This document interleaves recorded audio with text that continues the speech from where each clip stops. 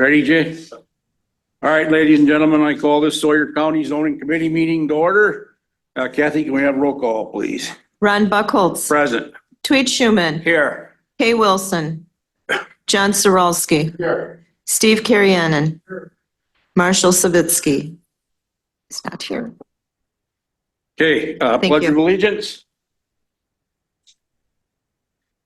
I pledge allegiance to the flag of the United States of America and to the republic for which it stands, one nation, under God, indivisible, with liberty and justice for all.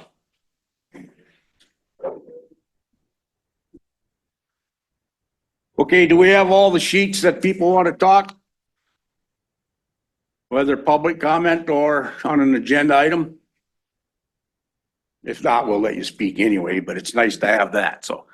Okay, number C, statement of committee hearing procedures and notice. The full statement of committee and hearing procedure document, including directions for individuals wishing to speak at a public hearing to be conducted at this zoning committee meeting, are available in the back of the room next to the agenda for today's meeting. The statement of committee and hearing documents is hereby incorporated into record for the committee meeting. Any public hearing conducted today, committee meeting, has been published as a Class 2 notice according with Chapter 989 of Wisconsin statutes in the Sawyer County Record and Sawyer County Gazette. Okay, number E. Need a motion to, what's that? That's fine. Where are we at here? Yeah, we're on. It just should be. Oh, okay. All right.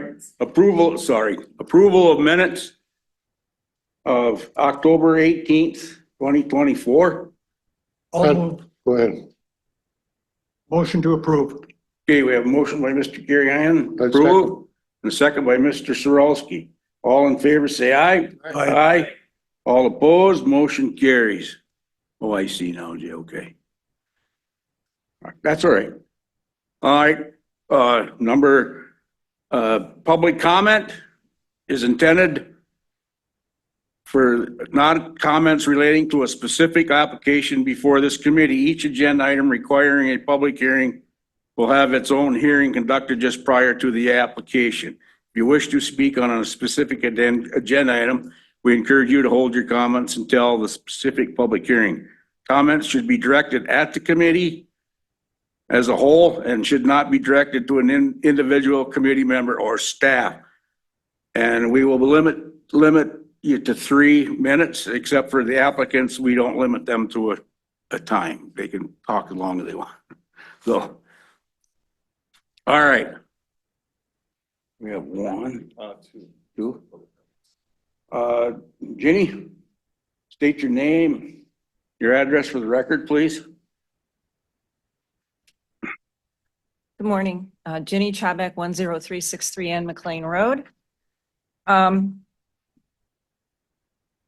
here this morning to ask the zoning committee to take up the agenda item of the new construction 14-bedroom dwelling in Edgewater that Linda Zilmer had brought to your attention via email. My thoughts on this as it pertains to the recently adopted TRH ordinance are that this example is clearly not what the ordinance was designed to address. Nor is this what was intended in the Wisconsin right to rent law, in my opinion. New construction in an RR1 zone district as a commercial business should be addressed by zoning prior to approval via a clear definition of resort, hotel, motel, or multi-dwelling development and follow that approval path for that definition. The DATCAP definition for tourist rooming house reads as follows. A tourist rooming house is defined as all lodging places and tourist cabins and cottages other than hotels and motels in which sleeping accommodations are offered for pay to tourists and transients. It does not include private boarding or rooming houses not accommodating tourists or transients or bed and breakfast establishments. In general, tourist rooming house establishments are vacation homes, cabins, cottages that are rented out to tourists and transients for a short period of time. Under a tourist rooming house license, an operator may rent for as many as 4 units. Units can be rooms, cottages, cabins. You will need a hotel license if you rent 5 or more units.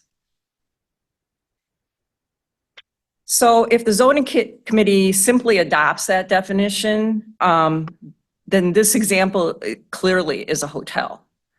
It does not qualify for a TRH license. I don't know what transpired to allow the construction for this and the desired purpose in the first place. However, it should not be used as an example of a failing or a missed requirement of the Sawyer County TRH ordinance.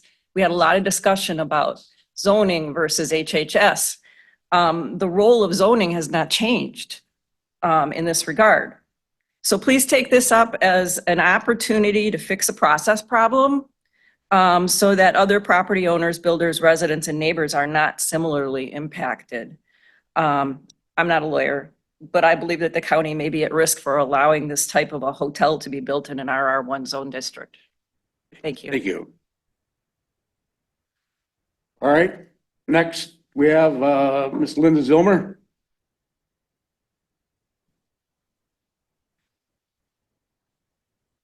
Good morning, Linda Zilmer, Edgewater property owner and taxpayer, resident of the village of Birchwood. I want to thank Ms. Chapek for very eloquently describing the situation, much better than I have in my multiple communications with regard to this property.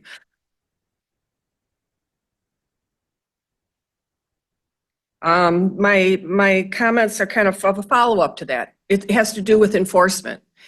In the town's communications with the county, lack of enforcement has been a really big issue, especially with what I see driving around in Edgewater. There are all kinds of instances, whether it's this large pole barn, 14-bedroom short-term rental, or commercial properties that are not properly zoned. You'll have 2 cases here today. One's a rezone and one is a conditional use permit that shows what happens when there's lack of enforcement. You have buildings going up without building permits. You have things going on that are not allowable in those zone districts. And when one happens, then more and more because people see no enforcement.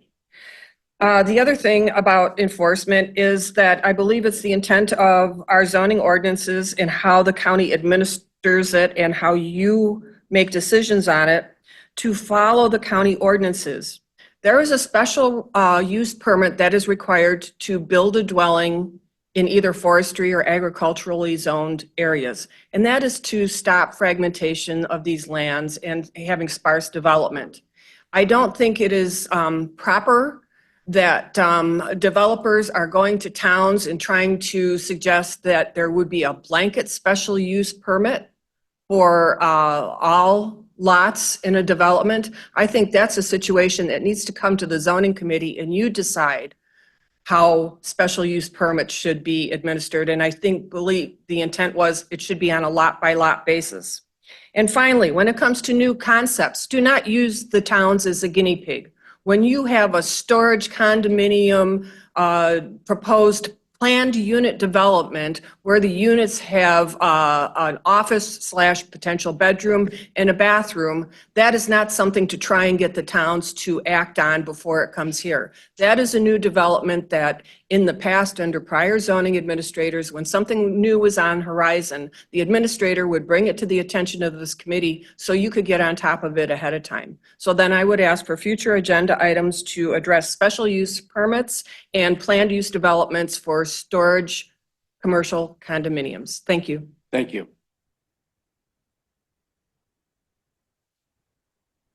All right. Do we have any more of that on public comment?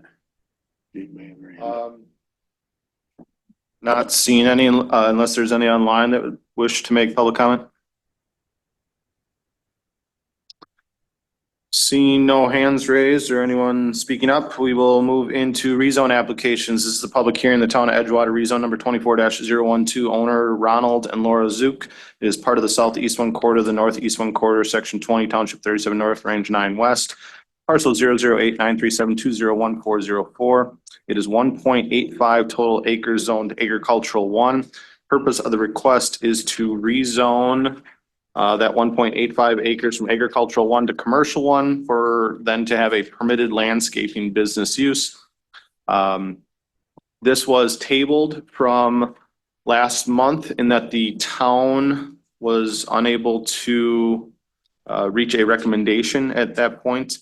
I'll go through my staff report and then I'll go through the town's recommendations after that. The applicant again is requesting to rezone 1.85 acres of agricultural 1 to commercial 1. This would result in conforming lot dimensional requirements. The purpose of the request would then to be have a permitted business use within the commercial 1 zone district for a landscaping business. This would include the ability to store equipment and materials on site. This A1 district does not include any kind of specialized use for landscaping business. And ultimately, the property is to be sold off separately if the rezone is approved and then sold to a new buyer. Being with the current portion of the lot being only 1.85 acres of existing A1 zone district, it would not be allowed to be split into anything less than 5 acres. It was my determination that the commercial 1 zone district would be the only zone district allowed for this type of use. With the additional maps in the property or in this packet, again, this property abuts State Highway 48. If the applicant is to come off of Highway 48, they are going to need specialized DOT highway access approvals, or they'll need town approval in order to access off of Sunset Lane. The future land use maps and the future land use maps no buffer for the town of Edgewater shows this as forestry residential. Forestry residential is defined by the town of Edgewater areas where it recommends the density of 1 home per 20,000 square feet. These zone districts would be indicated as R1, RR1, or RR2. The request is ultimately for commercial 1, but as part of the town of Edgewater comprehensive plan, when and whether these areas should be rezoned, it should be consistent with the provisions of the town comprehensive plan at the discretion of the town of Edgewater and the Sawyer County Zoning Committee on a mutually agreed upon decision. According to the Natural Resources Conservation Society, the Web Soil Survey, the majority of this area to be used for the landscaping business would be within an existing agricultural field, but this area is not shown to be as prime farmlands. By action of the town board, motion was approved. Pete Baraboo, chairman, Scott Space, supervisor.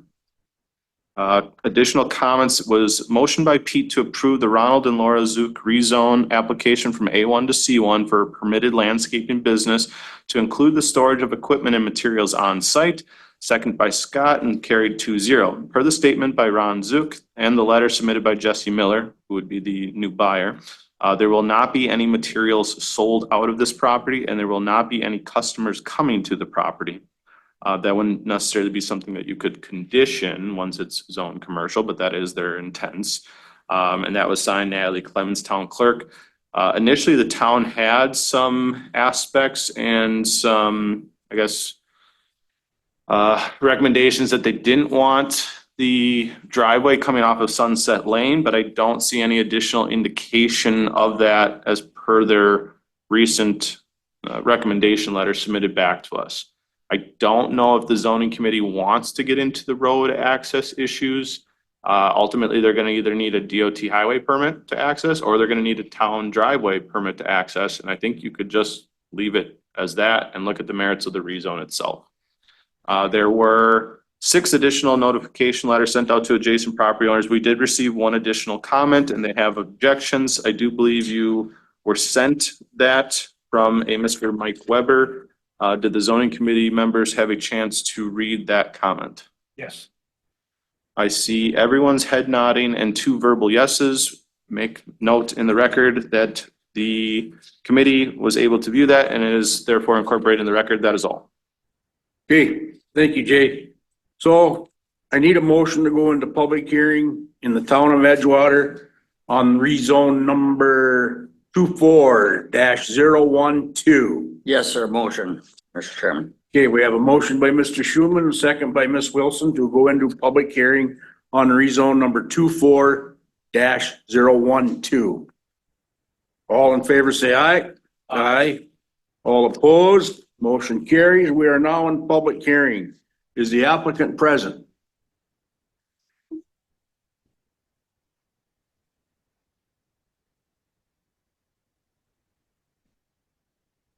I'm Ron Zook, 16205 West State Highway 48 in Birchwood. I attended the township meeting on Monday, and as you have indicated, they approved it. When I left, Mr. Baraboo told me to contact Pete, who is, I'm Jesse, excuse me, who is going to be the new buyer, to approach him about a driveway permit. Jesse has asked the state, and the state has said that since the property abuts the Sunset Lane, that they would not approve a driveway permit because they would want it to come off of Sunset Lane. And that's the driveway permit issue that I'm aware of. I have no other comments unless you have any questions. I do, Chairman, yeah. Sir, did the new owner, he was okay then with coming off Sunset Lane? Yes, he's been okay with it from the get-go. Got it. Right. Can I ask a question? Yes, you sure can. And the town was in favor then of coming off of Sunset Lane? Because last time we'd heard that they didn't want additional traffic on Sunset Lane. They did not mind having traffic on there. What they were concerned about was heavy trucks.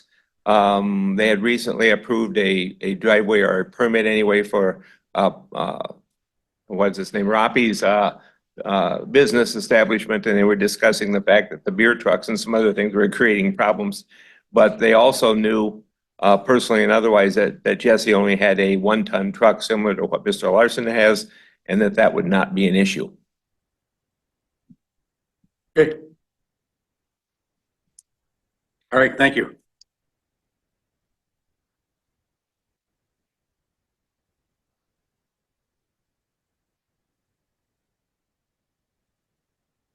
Speak in favor and then.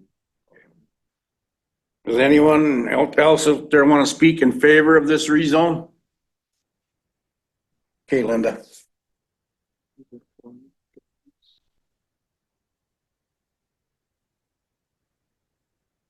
Linda Zilmer, Edgewater property owner, former chair and plan commission member for Edgewater and resident of the village of Birchwood.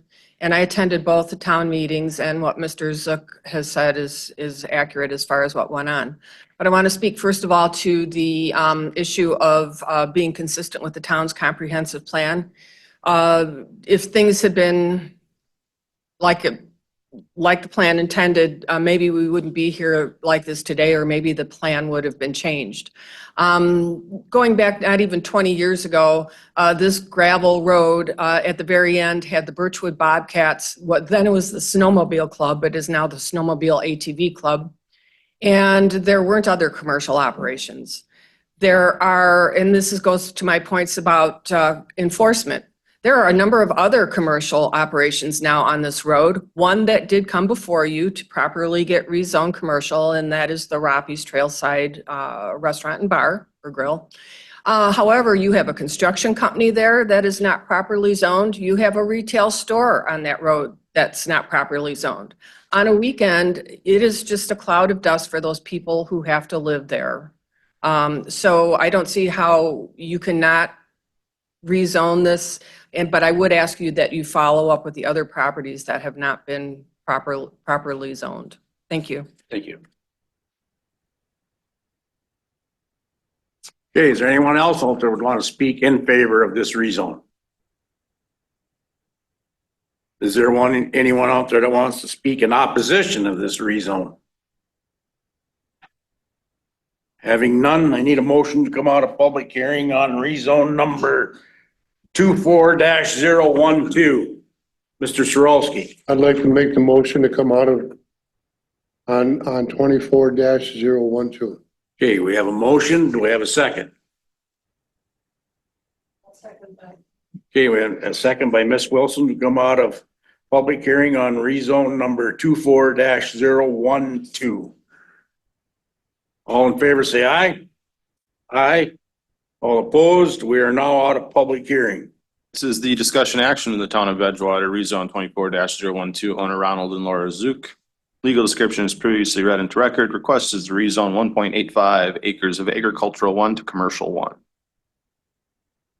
Okay, committee. I'll make a motion to approve the rezone 24-012. All right. Okay, Mr. Schuman. Second.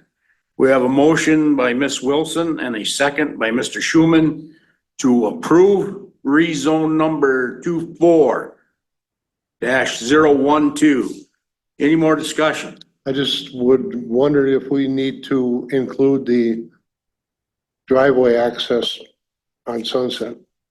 Okay, we'll leave that alone.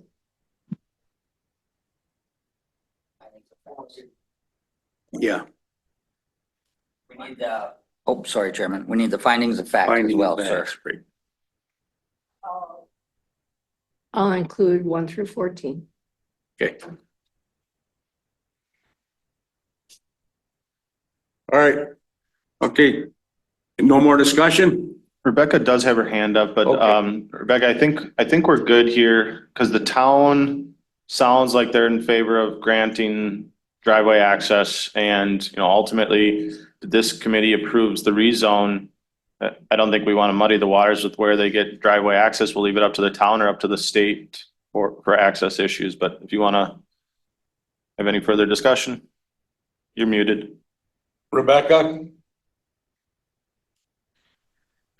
No, Jay, you're absolutely correct, and I agree with you. And I just wanted to clarify that your motion to approve does not include any sort of restriction or condition on the access. Jay is absolutely right that that is an issue between the applicant, new owner, and the town and the state. So this is not an issue for the county to take up. And certainly not as part of a rezone. That's it. And there was none of that put in the motion. Okay. Chairman, Jay, were there any more conditions in your staff report for this? No, not for rezones. Got it. Okay. Any more discussion? Kathy, can we have a roll call, please? Ron Buckholz. Yes. John Saralski. Yes. Kay Wilson. Tweed Schuman. Yes. Steve Carriennen. Yes. All in favor. Thank you. Thank you. All right, Number 4. Yeah, moving on, conditional use permit applications, public hearing in the town of Draper, conditional use permit number 24-021, owner Brenda Montero, part of the northwest one quarter, the southwest one quarter, section 6, township 39 north, range 4 west, parcel 006-439-063201. It is 5.54 total acres. Sorry, my computer is froze up now. That's great. 5.54 total acre zone, forestry 1 and residential recreational 1. Permit is desired as the Sauter County Code of Ordinances Appendix D, Section 17.2, Parent B, Parent 7 for professional office and studio, as the use would be occurring within the RR1 zone district. This would include a shed area to be used as a healing massage studio. Focus will be on healing therapies, energizing, balance, and relaxation.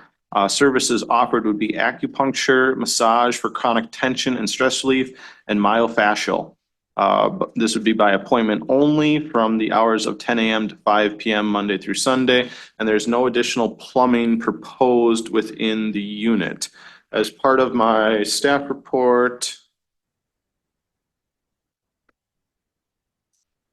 excuse me while I get to it. Again, as part of my staff report, again, conditional use permit for professional office and studio. Initially, the Sauter County Zoning Department received notification of the illegal use and 2 new sheds that were added to the property without proper permits. The sheds have now been permitted, but this type of massage studio use would still require the granting of a conditional use permit. This property is split zoned. It is undetermined why the split zone districts occurred here, but the use and the structures on the property are all occurring within the RR1 district. No additional use or structures are proposed within the F1 district. In conversations with the applicant dated 10/29 of 24, they were in the process of renewing their Department of Safety and Professional Service license to operate as a massage therapist. Currently at that date, it was under an expired status. Post this staff report being generated. We did receive email notification from the applicant that they did successfully renew that license. The applicant was informed that they may be required to provide documentation for liability insurance for the business, as well as documentation relating to Department of Revenue and financial institutions. This is something that we can discuss later is part of potential conditions. At the point of the creation of the staff report, none of that information was provided. If the CUP is approved, the CUP should run directly with the current property owner and not be transferable. Currently, there is no plumbing to occur in this building, but if plumbing was to occur, it would need to be connected to a code compliant sewer system. I believe there is a non-plumbing sanitation device being utilized for clients, I'll call them, on the property. So it is as a composting toilet at this point, and we'd be looking at potentially having additional permits required for the composting toilet. Generally, comprehensive plans are viewed as guidelines for future land uses as it relates to potential rezones. However, it is important to mention that as part of the Sawyer County Comprehensive Plan, this particular request would be consistent with the goals of economic development, as it is to create an environment that promotes job creation as a self-proprietor and retention through the management of planned growth in matters that enhance the quality of life for current and future residents.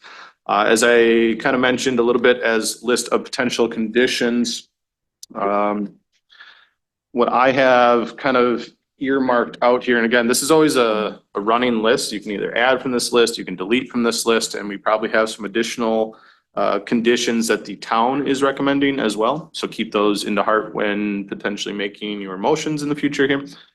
The hours of operation to be by appointment only, Monday through Sunday between 10 a.m. and 5 p.m. That the owner is to register the business through other state entities.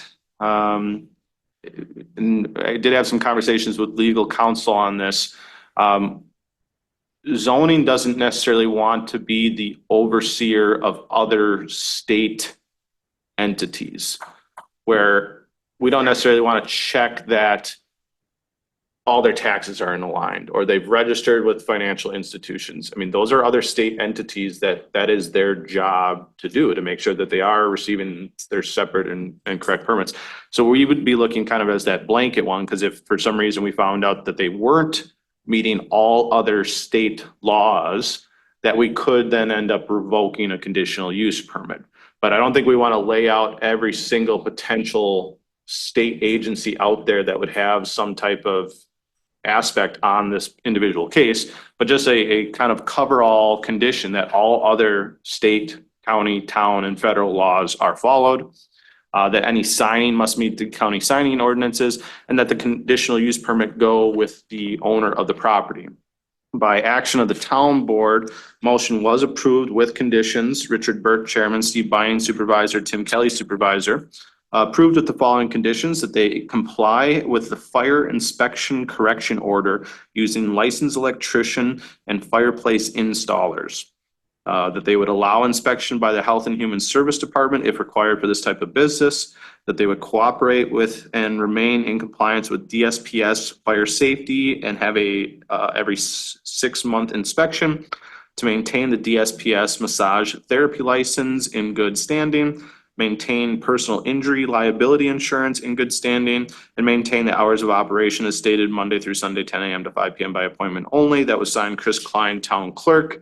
There were 5 additional notification letters sent out to adjacent property owners with no additional comments returned. That is all. Okay, thank you. All right, I need a motion to go into public hearing on CUP number 24-021, please. Mr. Schuman. Motion, Mr. Chairman, go into public hearing. I'll second that. We have a motion by Mr. Schuman, a second by Mr. Gary Heinen to go into public hearing on conditional use permit number 24-021. All in favor, say aye. Aye. All opposed? Motion carries. We are now in public hearing. Is the applicant here? Step forward, ma'am.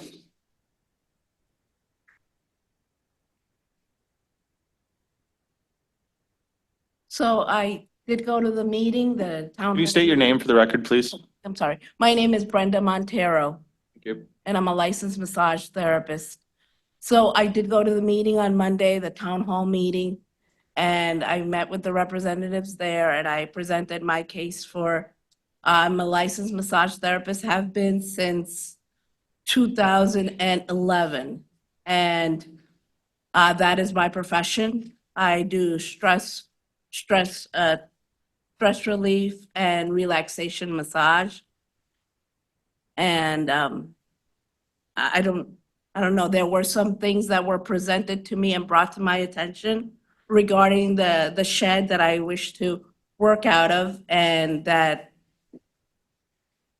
the fireplace, the wood burning stove is an issue, and that there are currently some fire hazards to it. So I've decided to take that out, and I was looking into re-putting it in, but I have decided against that. I'm going to be using baseboards heaters because it makes more sense to me, because I've also contacted the health department and I was notified that it's a recommendation to have a hand washing station. So this is something that will be put in there. And in order to have that at room temperature, it needs to be at room temperature constantly, because otherwise the water in it would freeze. So I'm putting in a baseboard heater as my source of heating. So ma'am, you're all okay with all the stipulations that the town of Draper put on there? Yes, I am. Okay, Mr. Schuman? Chairman, yeah, because, ma'am, they also have an issue with the power going to that building, I guess. Right. Are you going to address that? Yes, a licensed electrician has been contacted already, and he will be there this afternoon. He let me know that. Okay, And I've already made the plans to get the wood burning stove out of there. okay. Any more questions? Okay. All right, thank you, ma'am. Thank you. All right, is there anyone out there who would like to speak in favor of this CUP? We have a hand raised from Chris Klein. Go ahead. Yes. Hi, this is Chris Klein, Town of Draper clerk, also Town of Draper Plan Commission member, and also Town of Draper Fire Chief. So I've been involved with Ms. Montero through this process, and I would just say that she's been cooperative, and she is removing that wood stove, which was one of the main concerns for safety. And she did inform me that she does have an electrician. So as long as those items are taken care of, she'll most likely pass the fire inspection. There were a few other minor items listed on that as well, but she has been cooperative. So I would say that I would be in support of this as long as she meets the conditions. All right, thank you. Does anyone else out there want to speak in favor of this CUP? We have a hand raised from Steve Binding. Go ahead, Mr. Binding. Morning, everybody. Steve Binding, Town of Draper Supervisor, Plan Commission Chair, Volunteer Firefighter. Kind of the same roster here. Anyway, my comments are more in support that we get this property properly set up for public access, then she can operate. That's what it came down to. We did a little research. There's no requirement for plumbing with this particular class of business. So those were kind of our concerns, was on that sanitary side for HHS. So as far as the licensing for other licenses, Draper isn't going to do it. So I don't know whether zoning handles and what part zoning handles, but we did have concerns with the after the fact permits. Questions from our plan commission were raised about this process with the letters. So it'd be nice to kind of close that box in to say when the letters go out, or have the letters go to our plan commission. They only get to see this stuff probably once or twice a year. And sometimes we have different plan commission members. So it's always new for them. And it kind of leads me into my next piece, not related to the COP and its process, right? So when we look at a handwritten application, it kind of feels like the 1980s want their business process back. This stuff's in desperate need of modernization. And 90% of our population has a mobile phone today. And I don't even own a printer in my house. So, when we start looking at better serving who we're supposed to be serving, our applicants, our town boards, our yourselves as committee members, right? This stuff needs to be online with checklists, and I'll give like a finance industry background to this. You apply for a loan, you go loan number XXX. Here's your checklist of items to go get. Go get your pay stubs, go get your tax returns, go get your asset statements.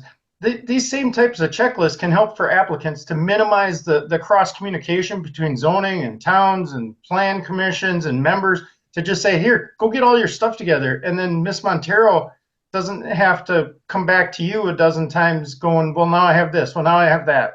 And it just makes it easier for all of us. Thanks. Thank you.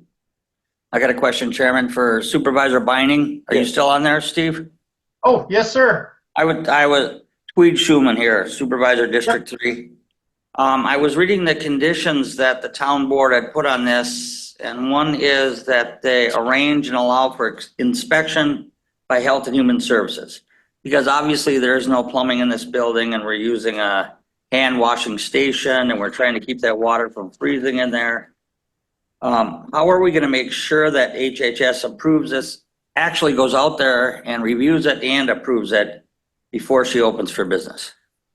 So it's my understanding, Tweed, that HHS already has similar processes for similar classes of business or businesses that are open to the public.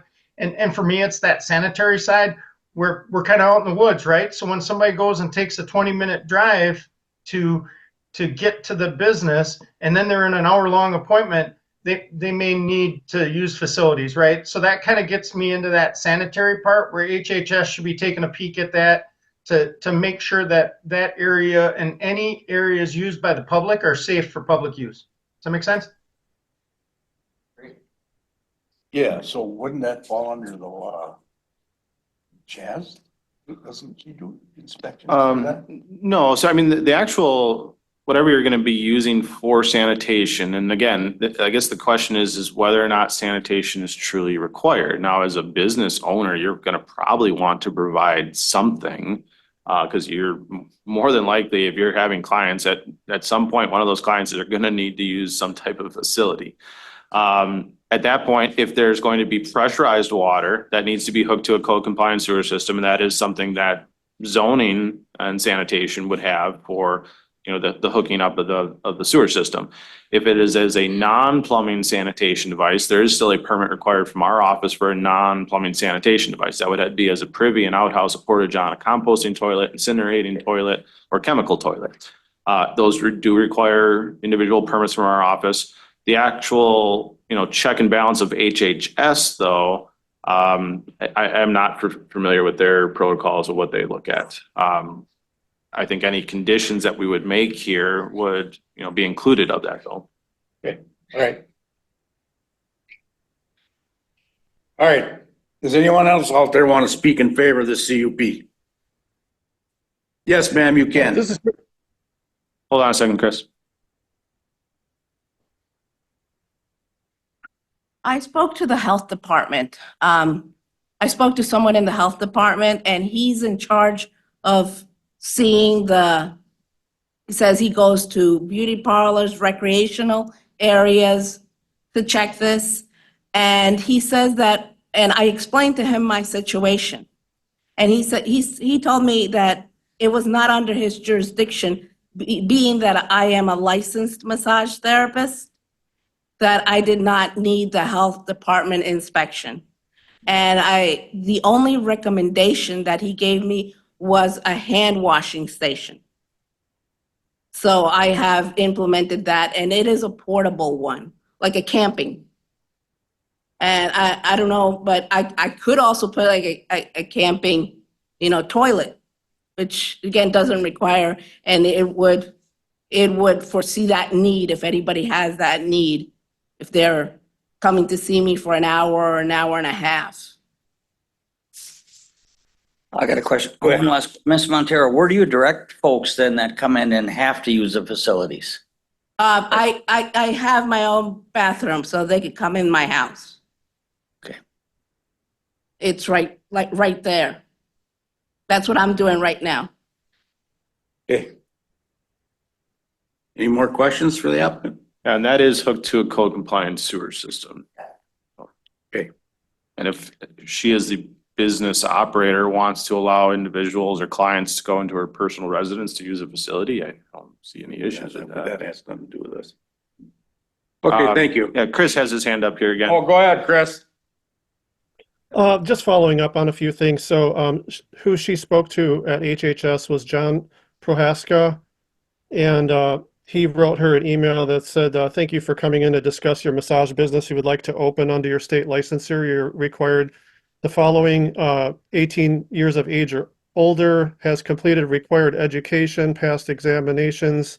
And that's to speak on that note, we did receive Brenda's updated license for the massage therapy. And I did check with DSPS and it is valid until February 28th, 2025.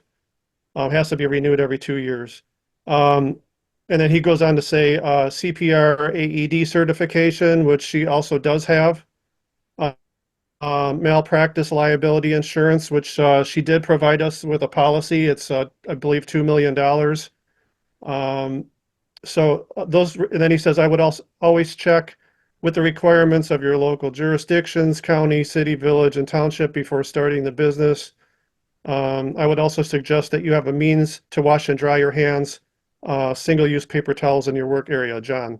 So I did see she provided us a photo of a hand wash basin that has like a container at the bottom. It's like a tall standing unit that you could stand up towards. So that looks interesting.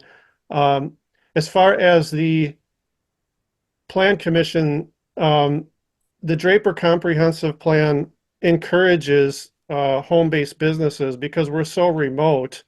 It's really hard for people to get any work around here.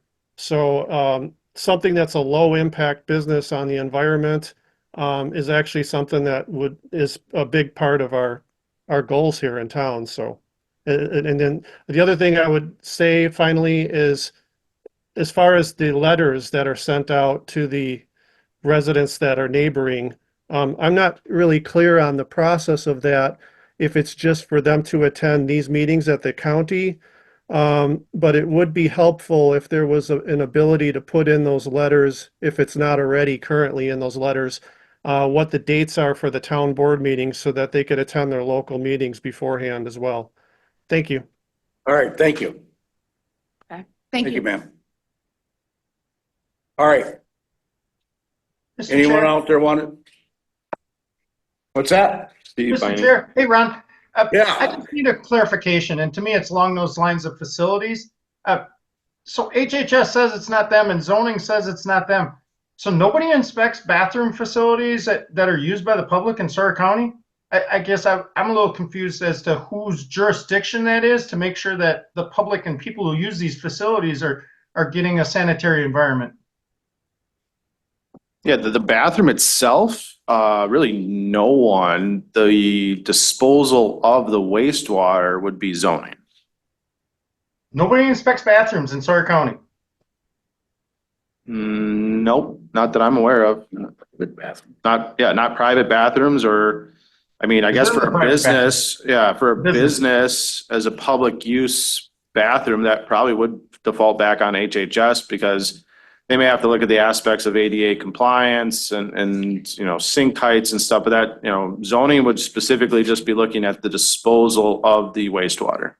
Yep, I agree. I was just a little concerned about the HHS saying it's not them. I'm like, well, this is health and sanitary to me when we start talking about keeping a safe place when public goes into these places and assumes they have a safe place, right? And that's kind of our job to make sure that that's being done. Right, but it sounded like HHS didn't have the requirements for an actual wastewater disposal. They just recommended a hand wash station, correct? Okay, I'm back to bathrooms. If Right. somebody's using the bathroom, it needs to be sanitary, right? And that's part of the use of the property and along with businesses. So my concern isn't this use permit. It's we have nobody inspecting bathrooms for sanitary requirements. in Sawyer County. I can follow back up with HHS to see if they would want, if Ms. Montero is going to extend her private residence as a wastewater disposal site for public use, that you know, if HHS wants to do some type of inspection on that. You know, from the zoning side, you know, that wastewater is hooked to a code compliant sewer system. It's actually a holding tank located on the property. But I would default back to the HHS, and I can follow up via email then to Mr. Prohaska. Perfect, because that was our thinking with the HHS condition on the use permit, was the bathroom facility and making sure it's sanitary and safe. Okay. Thank you. All right, thanks, Steve. Thank you. All right. Anyone out there want to speak in opposition of this? Go ahead, Linda.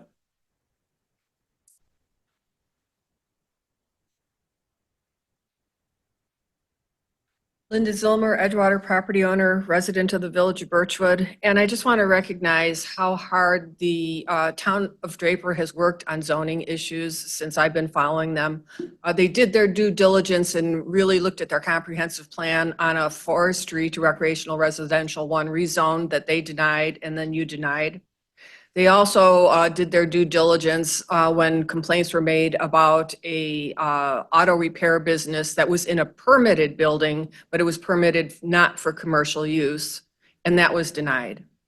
And I know that they're not just no people, they're really trying to work with their residents and their neighbors.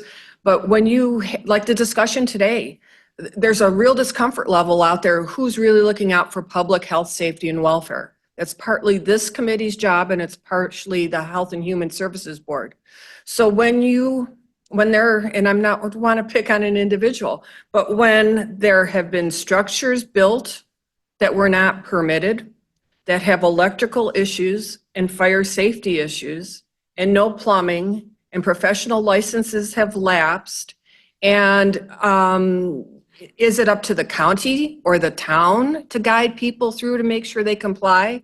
And I'm sorry, but I have to disagree because I think the public and the towns assume, maybe incorrectly, that you as the county in charge of public health, safety, and welfare are making sure that all these things are done. And I don't hear from the discussion today that that's that's actually being done, or that nobody seems to know who's responsible for it. So it's not that I'm for or against this, but I think it really illustrates the gap of what's happening due to lack of enforcement. Thank you. Thank you. All right. Anyone else out there want to speak in opposition of this CUP? If not, need a motion to come out of public hearing on CUP number 24-021. So moved, Chairman. We have a motion by Mr. Schuman. And do we have a second? I'll second that. And a second by Ms. Wilson to come out of public hearing. All in favor, say aye. Aye. All opposed, motion carries. I just want to say one thing. When you guys are making a motion, don't say so moved. Okay. I just want to bring that up to you.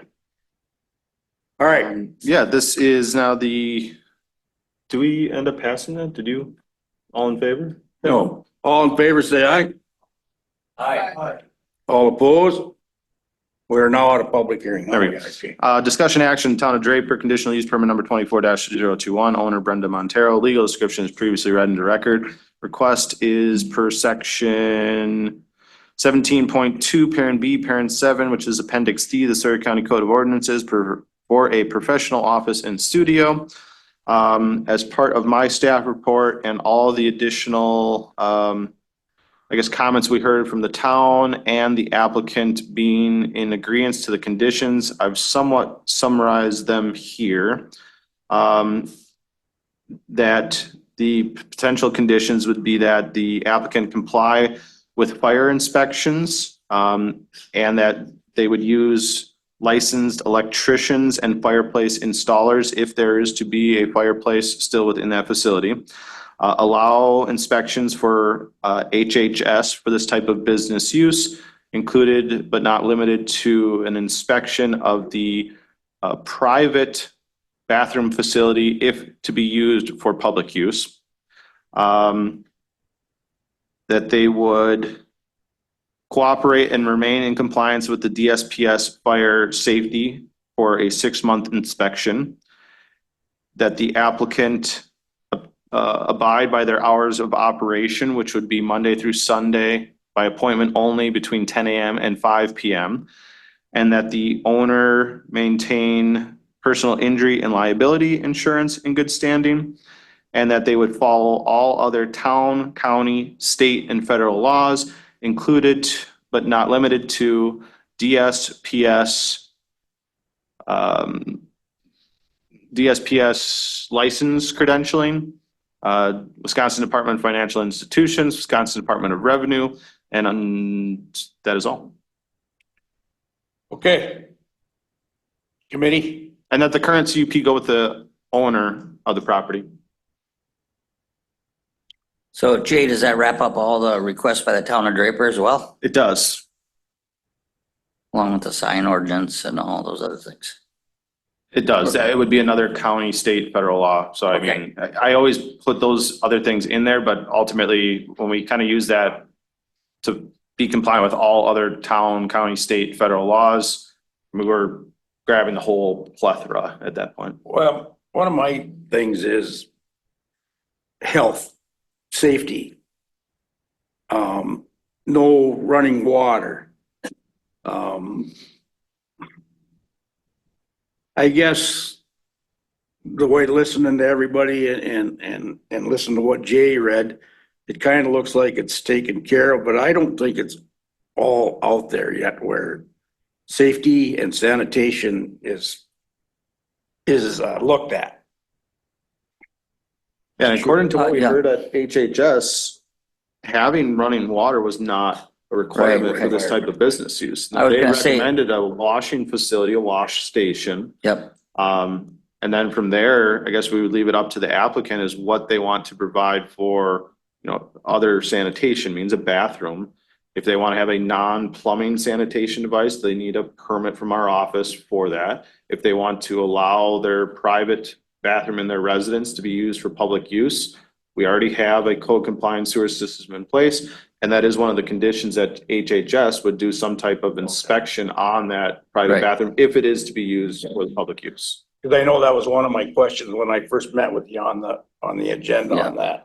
You explained that. I mean, the easiest and the less cost of, the most cost efficient aspect would be to allow her private residence to be used for public use. If someone had to use the facilities, they could go into her residence and use that. And that is where I want to follow up with John Prohaska at HHS to make sure that they are doing some type of inspection to make sure that that bathroom facility in her residence, is cleanliness, clean. Chairman, and I would say, sitting on the Health and Human Services Board for many years, a hand washing station like this without the water freezing is a good source of sanitation and an approved source. Because they use them at county fairs and all those outdoor activities, even where they serve food and are consuming food. So are you making a motion to approve it? I am. Okay. So with that, I'll make a motion then that we approve. What rezone is it? Or CUP? CUP 4-0. CUP 24-021 with the staff conditions that Jay has just reiterated to us, the town of Draper staff conditions, as long as the applicant has agreed to those. And with findings of facts 1 through 14. Motion. I'll second that. Okay, we have a motion by Mr. Schuman and a second by Mr. Kariainen to approve CUP number 24-021 with the stipulations as presented. Any more discussion?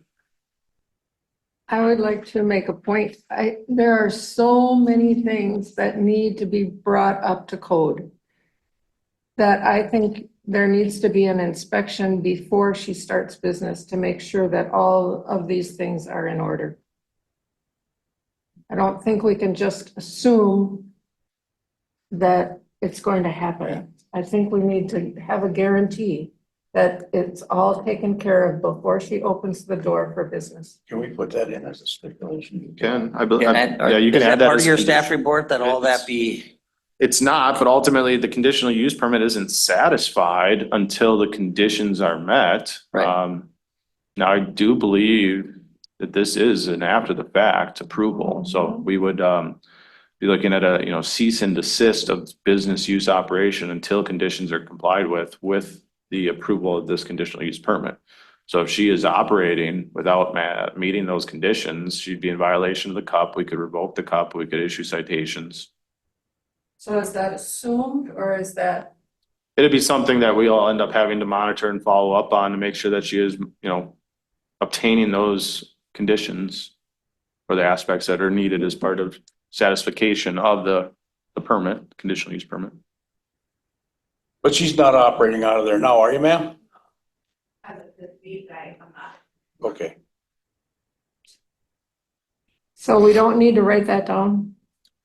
I mean, it is implied that, you can't operate this. This is an illegal use. And we can follow up, and when we submit for our decision letter, I'll talk with Kathy before we send that out, that basically Ms. Montero is to be as a cease and desist of the business use or business operation until all conditions are satisfied. That's And then if we get reports that she's operating without satisfying those conditions, we can go the citation route or revocation of the conditional use permit. Okay. We have a motion by Mr. Schuman. Did we get a second? Mr. Gary Heinen did that. Yeah. Okay. Any more discussion? Okay, Kathy, let's do a roll call. John Saralski, Yes. Kay Wilson, No. Ron Buckholz, Yes. Steve Carriennen, Yes. Tweed Schuman, Yes. 4-1 in favor. This is a public hearing in the town of Winter, conditional use permit number 24-022, owner Joseph Scherning, part of government lot 6, section 31, township 41, north, range 5 west, parcel 032-54031-5605. It is 5 total acres, zoned residential recreational 1. Permit is desired for a spa/salon as per the Sawyer County Code of Ordinances, Appendix D, Section 17.2, Parent B, Parent 4, and Parent 7. Hours would be by appointment only between 8 a.m. and 6 p.m., 1 to 3 days per week maximum. This service would be open for guests of Bucktail Lodge. Service would include haircuts, coloring, and styling. As part of my staff report, again, we would look at this as kind of as a day spa use. The studio use is occurring or is subject to occur in an existing cabin located on an existing resort property. This cabin would be renovated to the new use if the CUP is approved. The sewer system sizing has already been conducted by the Sawyer County Zoning and Conservation Department. Salon use as defined by Department of Safety and Professional Services is actually slightly less gallons per day equivalent as to a 1-bedroom sewer system sizing. So there is currently a state sanitary permit on file with the Zoning and Conservation Department that shows the sizing of the existing cabin as a 1-bedroom sizing. The applicant would still need a reconnect sanitary permit that would show this change of use from basically 1-bedroom sizing to a salon sizing, which is actually slightly less. So again, when we look at the aspects of, are the sanitation aspects being met for this type of use? The answer is yes. The current owner's fiance, Krista Haas, would be the individual holding the DSPS license number. That license currently is an active status for a cosmetologist. The applicant has informed that they may be required to provide documentation for liability insurance for the business, as well as documentation relating to an approved business with the Wisconsin Department of Revenue, Wisconsin Department of Financial Institutions, and DSPS Safety and Professional Services. At the point of the creation of the staff report, none of this information was presented to the Sawyer County Zoning and Conservation Department staff, but was indicated that information would be provided at the time of the public hearing. If the CUP is approved, the CUP should run directly with the current property owner and not be transferable. Again, comprehensive plans are generally used as guidelines for future land use as it relates to potential rezones. However, it is important to mention that as part of the Sawyer County Comprehensive Plan, this particular request would be consistent with the goals of economic development. That is to create an environment that promotes job creation through self-proprietorship, and that retention through the management of planned growth in matters that enhance the quality of life for current and future residents. Again, part of my staff report, and I will kind of mirror that with potential conditions that we received from the town of winter. But the hours of operation be by appointment only 1 to 3 times per week between the hours of 8 a.m. and 6 p.m. That the owner is to register the business with the Department of Financial Institutions and obtain all other state, federal, county, and town licenses that may be included but not limited to DSPS, Department of Revenue, and other state agencies. The business use is not to be conducted until documentation is provided to the Sawyer County Zoning and Conservation Department. Failure to provide this information for conducting the business may result in revocation of the conditional use permit. That all sign ordinances meet the current Sawyer County zoning ordinances. That a sanitary reconnect permit be required from the change of a 1-bedroom sewer system to a salon use. That the CUP go with the current owner of the property. By motion of the town board, motion was approved. John Doralski, chair, Ron Vandry, supervisor, Tom Housel, supervisor. No additional comments. Signed, Jenny Pettit, town clerk. There were 12 additional notification letters sent out to adjacent property owners. 2 were returned, 1 with objections, 1 with no objections. The no objection, I fully support the conditional use permit. Thomas Goodwin. I do believe the committee was sent the objection one. It's not that long. I'm just going to read it into record. I see Bucktail Lodge is trying to add a day spa. I wanted to let you know that we are still in conflict with Joe at the Bucktail owner over the easement, which does not exist, confirmed by both Mike Kelsey and Tom Duffy. Joe continues to trespass, remove our no parking / private property signs, and has removed the marker pin on the property corner next to his building. We wanted to put a row of decorative rocks as markers along our common property line, and he has threatened to push them back with his skid steer. Bar vehicles continue to park on our property. We are working with Mike Kelsey, trying to decide if we should get a court order or what we can do. Joe says that he has not have enough parking as it is, so wants to create a bigger problem by adding more traffic. On behalf of the Bucktail Condo Association, which Ron Rudnicki is now the president, we ask that no approvals be issued to Joe until he concedes that there is no legal easement and he agrees to stay off any property belonging to the association. We have had a surveyor, Dan Pluger, go out and has confirmed the property lines with Joe present. Joe knows that where the lines are. This is getting out of hand and we cannot enjoy our property.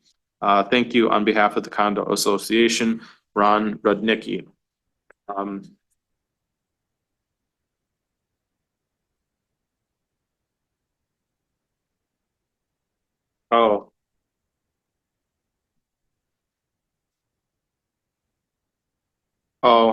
Yeah, and then an additional comment from the same individual. We likely should also consider that there will be approximately 10 to 12 new houses built in the neighborhood in the next 5 years, considering that the condo sold 4 units year, has 2 more for sale, and the Kurt Lean properties on and near Barker Lake have new sewers, wells, and will stress the land. This can be read into record as well. Thank you, Rod Rudnicki.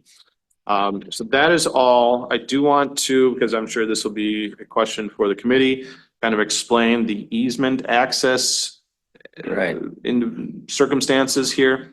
Again, I don't think the zoning committee should get involved with civil matters of this nature for trespassing aspects.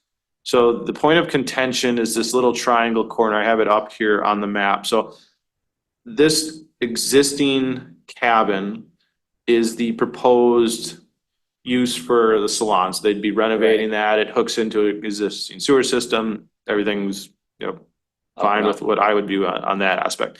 The driveway comes, from the south here and heads north to the bar restaurant. There is then this looped driveway that comes around. The point of contention is this little triangle area right here. This little triangle area.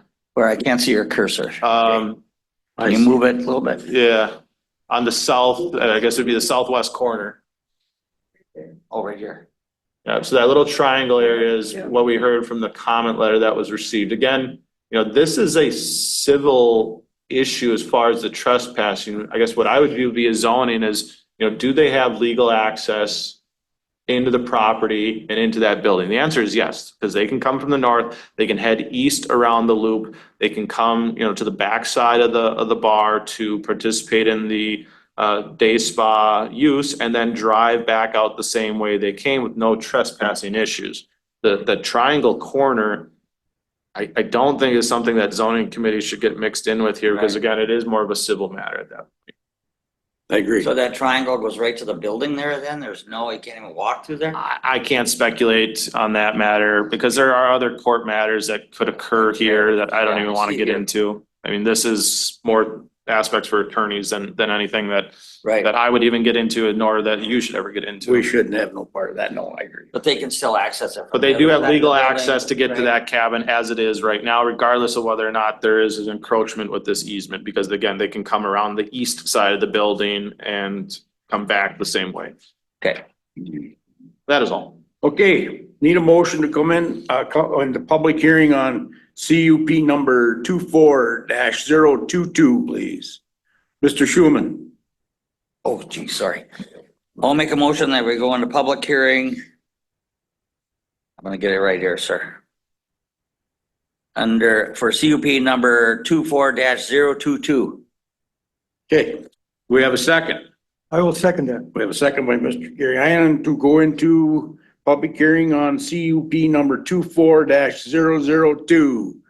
All in favor, say aye. Aye. All opposed, we are now in public hearing. We know the applicants here. Well, board, zoning committee, my name's Joseph Schnaring, the owner of Bucktail Lodge. With all the smaller businesses that are slowly closing up in the village of Winter, to be able to offer, with Bonnie's Hoffner selling her thing, and if the building's just way too large, how much she wants for it is way too much for what the amount of clientele that Chris plans on doing. By me giving up one of my cabins, the small cabin, it's 500 square feet. It's a very small cabin, a 1-bedroom cabin. It wasn't really that big a space. It does get inspected by Health and Human Services yearly, for health standards for staying that way. We've never had any issues. We have our fire inspections done, what are required every year. So by moving forward with this would help with the community, have another place to be able to get hair done, since we've lost one already within the last 12 months, and it looks like we'll be losing another one within the next 12 months. So we ask for you guys, look at everything. There's plenty of parking, like going around the east side of the lot, going into it. The issues that I have with my wonderful thing is something that Father has made up, the condo association, so we'll have to continuously keep on working with them. If there's any question on that, afterwards, doesn't sound like there will be. I'm more than happy to answer those two. Sure, that's really all I have. Sir, there is an adequate septic system for that cabin though? I mean, So, there's an adequate, septic. It does get pumped. I pump my stuff every 2 years just get everything all out of it, make sure the septic system's going well. The only requirements is every 3, but since I've owned it the last 2.5 years, I've done it twice. So, and then the bar and restaurant, I actually do on a yearly basis, which isn't required, but it's a lot cheaper to pay for the pumping and everything. Yeah. Than have an issue down the road with something maybe going into the system that may clog it. so then it's more than just a holding tank. You have a drain field and everything Yes. there? Okay. All right. Thank you, sir. And the salon is gonna be for the whole public, not just your guests at Bucktail? Well, all the guests, who come. Yes, so if I want to come out and get a haircut, I can come out there. That's just using that for an instance. Ideally, yeah, but like I said, it will be maximum three days. We're looking at only like 1 Okay. to 3 days. All right, thank you. Any more questions? All right, thank you, sir. Okay. Is there anyone out there that wants to speak in favor of this CUP? Anyone out there want to speak in opposition of this CUP? Okay. If not, need a motion to come out of public hearing on CUP number 24-022, please. Mr. I'd like to Sarowski. make that motion to come out of public hearing. Second. We have a second by Mr. Schuman to come out of public hearing on CUP number 24-002. All in favor, say aye. Aye. All opposed? Motion carried. We are now out of public hearings. This is the discussion action for CUP 24-022. Owner Joseph Scherning. Legal description is previously read into record. This permit is desired for the Story County Code of Ordinances, Appendix D, Section 17.2, Parent B, Parent 4, and Parent 7, which would be for a hair salon and a professional office and studio, as this would operate as a day spa. We'd heard testimony from the applicant as well as some concerned neighboring opinions. I guess I should ask this, would the applicant agreeable to all the conditions that were previously stated? With me, if a registered LLC would be first cut, we have a $1 million life insurance. Yes, so we have in the liability insurance policy. We are it's a registered separate LLC for that building. And also just have to register with the state revenue. That's the last thing we'd have to do. And everything should be squared away and good. So you're agreeable to those conditions that we had stated before? I have no problem with any conditions that this board decides to put upon us. We'll meet them, match them without a problem. Perfect. Those conditions would be that the hours of operation be by appointment only 1 to 3 days per week between 8 a.m. and 6 p.m. That the owner to comply with all other town, county, state, and federal laws. Those other state entities included but not limited to Wisconsin Department of Financial Institutions, Wisconsin Department of Safety and Professional Services, Wisconsin Department of Revenue, and that the owner also provide liability and business insurance to meet all other county sign ordinances, and that a sanitary reconnect be required to change the use from a 1-bedroom sewer system sizing to a salon sizing, and that the CUP go with the current owner of the property. Okay. All right, committee. How do we want to act on this?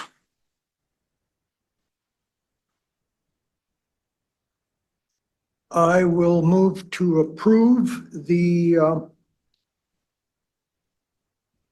where are we? Move to approve the rezone application for CUP number 24-022. With the condition? With the conditions that Mr. Kozlowski has detailed, and finding of facts number 1 through 14. Okay, and I'll second that, Mr. Chairman, just reiterating that it's a CUP number 24-022, Okay. All right. correct? Yep. And this would. Right, we have a motion by Mr. Kirianen and a second by Mr. Schuman to approve CUP number 24-022. Any more discussion? Not? Kathy, have a roll call, please? Kay Wilson. Yes. Tweed Schuman. Yes. John Saralski. Yes. Steve Kirianen. Yes. Ron Buckholz. Yes. All in favor. Thank you. All right, moving on. This is a public hearing in the town of Bass Lake for Sugar Bush preliminary county subdivision plat for 7-lot proposal. It is located in government lot 4 of section 4, township 39 north, range 9 west. It's located in the town of Bass Lake. Owner Paul Danzig. This requires zoning committee acceptance, conditional acceptance, or rejection. As part of my staff report for this, the applicant again being Pauly D's Maple Syrup LLC, care of Paul Danzig. The surveyor for the project, be it Mr. Todd Gould. Again, this is a county subdivision plat for a 7-lot proposal. The property consists of the Lakeshore Fishing Club on Lac-Courte. This property was recently sold to the current owner or applicant here. There was an initial certified survey map that recently took place that took the 40.85 acre parcel and divided it into 4 new lots. Lot 4 of that survey map contains 36.77 acres. The request is then to further subdivide Lot 4 into 7 new lots, thus triggering the county subdivision plat process. As part of my review, it was determined that there are 3 wetland complexes that exist on the property. I did conduct an on-site inspection and concluded that all 3 wetlands are non-navigable wetland complexes, and they are relatively defined and have distinct boundary lines. 2 of the wetland complexes are immediately adjacent to each other, but they are separated by an existing roadway.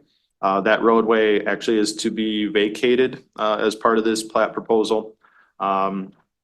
There would be no earth disturbance within the wetland complexes, and that all structures would need to maintain a 40-foot setback from the closest point to the wetland boundary. The wetland boundaries are also shown on the preliminary plat map. This request is per the Sawyer County Subdivision Ordinance, County Code of Ordinances, Appendix C. The subdivider has complied with the requirements of Chapter 236. The preliminary plat does show the existing conditions of the proposed subdivisions. We do also have a topography map that is shown as part of your packet here as well. Actually, did we add that on here? The topo? Yeah, the topo's in there. Okay, we got that late and I didn't know if I was able to get it in there still or not. But again, at this point, the zoning administrator has conditionally approved that the preliminary plat has been deemed to comply and is necessary with the provisions for public notification as per an application of conditional use and applicable fees. A contour and topography map was submitted. The majority of the larger slopes on this property exist on the proposed Lot 7, which is intended to remain a vacant lot and is used recreationally by the current owner. The subdivider shall comply with Section 6 of the Sawyer County Subdivision Ordinances for roads, and that before the final plat is approved by the zoning committee. This will be addressed as part of the final plat submission, but all roads as of now are shown as private roads. I have been, told by our GIS technician and land information officer that there might be an issue with the road name. I'm not sure if that was figured out yet or not, but the prelim plat road name is most likely going to end up changing. Where zoning committee finds that additional information is relative to a problem or concern proposed by the subdivision, the zoning committee shall have the authority to request such information from the subdivider. Such additional information may include, but not limited to, soil borings conducted by a certified soil tester, a stormwater management plan under the provisions of NR 216 and NR 151, achieving of an erosion control plan of the standards of NR 151, or regional flood elevation.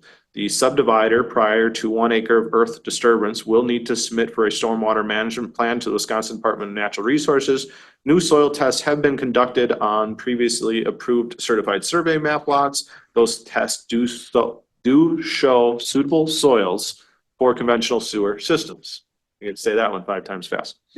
At this point, I have deemed the application complete, and that is what I have for the prelim plat process. Okay, all right, need a motion to go into public hearing on Sugar Bush preliminary county subdivision plat for a 7-lot proposal. Mr. Sorolski. I'd like to make that motion to go into hearing. Okay, do we have a second? Yes, sir. Second. Okay, we have a motion by Mr. Sorolski, a second by Mr. Schuman to go into public hearing on Sugar Bush preliminary county subdivision plat for 7-lot proposal. All in favor, say aye. Aye. All opposed? Motion carries. We are now in public hearing. Before we go to the applicant, I did forget to read the town's decision back on this. So motion by the town board, motion was approved. Justin Hall, supervisor, or chair, Marshall Savitsky, supervisor, Dave Albright, supervisor, Jim Evans, supervisor, Don Adams, supervisor. Approval, the zoning is not detrimental to the surrounding properties. It is in the parameters of the town comprehensive plan. It does not create public harm or safety so long as the county zoning ordinances are adhered to. The development of the property must follow the protection of the DNR and county zoning. All wetlands must be 40 feet from any development. Tammy Brown, Town Clerk. There were 6 additional notification letters sent out to adjacent property owner. One was returned.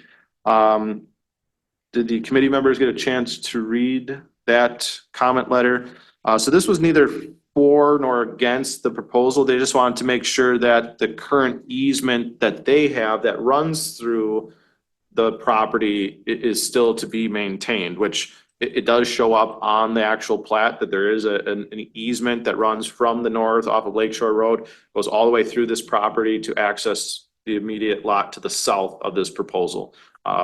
There has never been any issues that easement would be tampered with, altered, moved, vacated. So there still appears to be all aspects of legal access for that other property individual. That is all. All right. Is the applicant here? If anyone wants to see a larger overview map. I don't know the best spot for this is.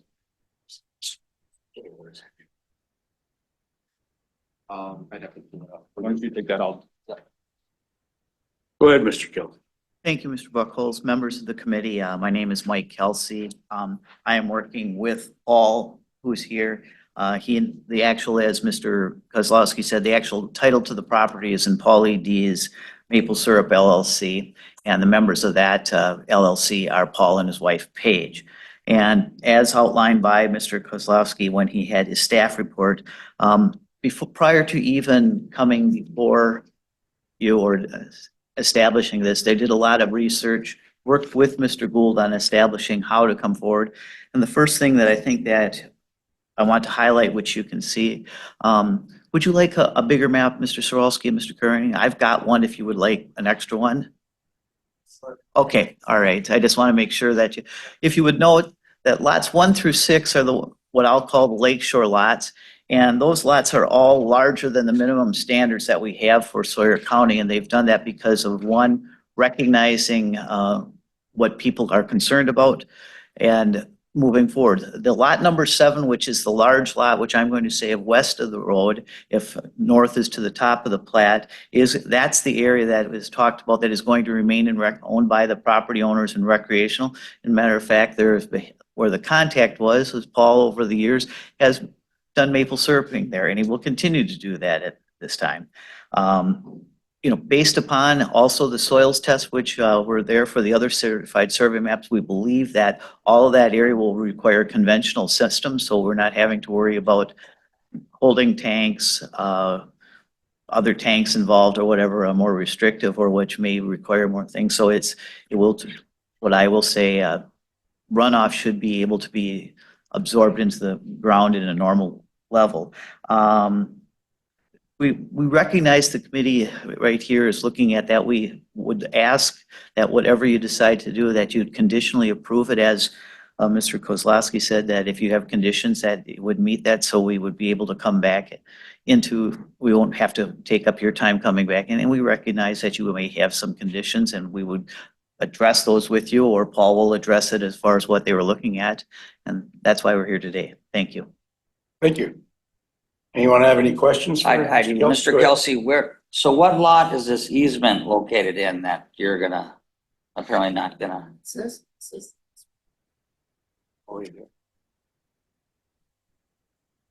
that back row. So the proposed lot 7 would contain an existing easement that runs to the property further to the south.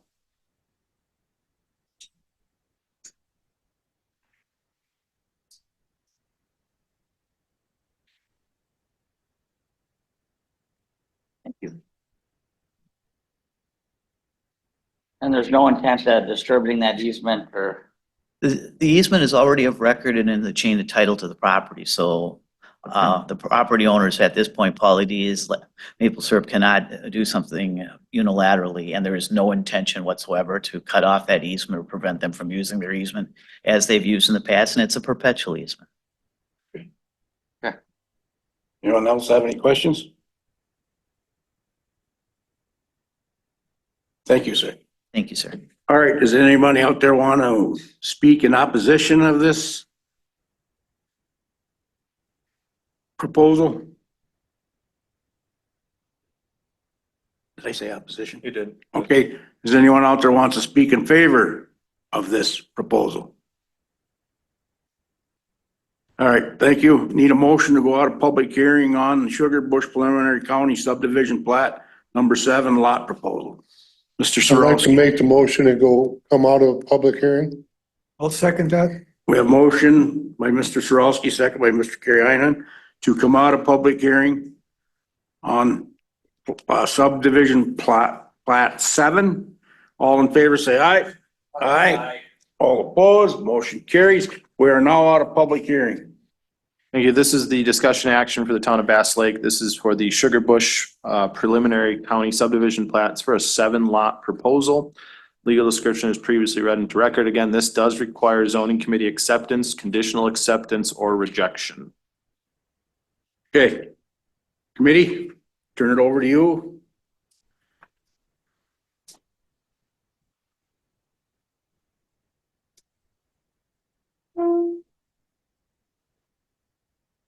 I'll make a motion to approve the preliminary plat for the Sugar Bush Maple Syrup LLC. Okay, we have a motion by Ms. Wilson. Do we have a second? Yep, I would second that. Oh, and then a second by Mr. Schuman to approve the subdivision plat. Any more discussion? Kathy, let's do a roll call, please. Tweet Schuman, Yes. John Saralski, Yes. Ron Buckholz. Yes. Steve Carrianen, Yes. Kay Wilson, Yes. all in favor. Thank you. Thank you. Moving on, this is for a final plat review. This is a public hearing for the Preserve Phase 1 for final county subdivision plat for a 22 lot proposal, including 3 outlots. Owners, the Preserve at MBF LLC, care of Jeremy Hill. This one is located in the town of Hayward. Again, this requires zoning committee acceptance, conditional acceptance, or rejection. As part of the prelim that we had heard on this, again, this is now for the final. The final plat had been submitted to zoning committee within 180 days of the prelim acceptance. The initial prelim meeting was held on May 17th, 2024. Those total days to this actual hearing is 182. But again, the final plats were submitted to the zoning committee pre the 180 days. The final plats shall conform with the preliminary approvals and to the requirements of 236. The zoning administrator and the Sawyer County surveyor have conditionally approved the final plats. All roads as part of this subdivision are to remain as private roads.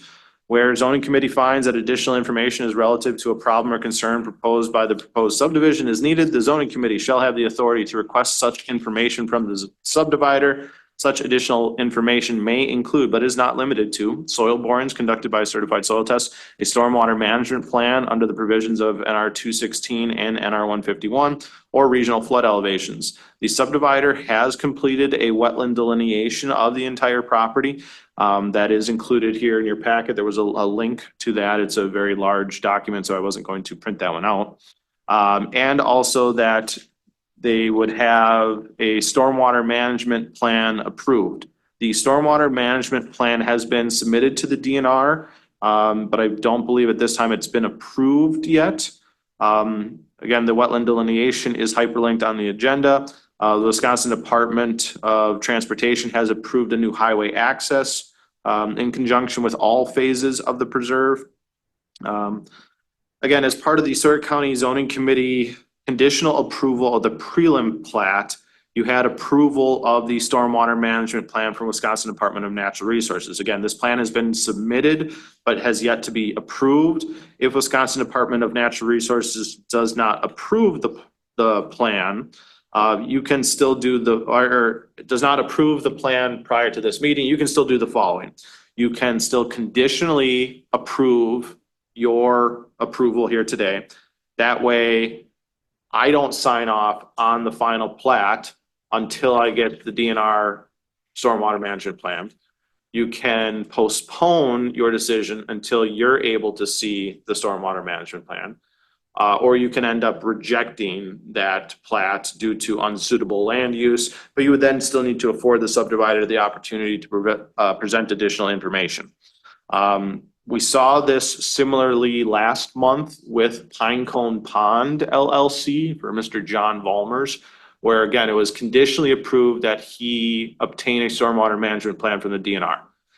Submitted to DNR, DNR has like a 60-day review window.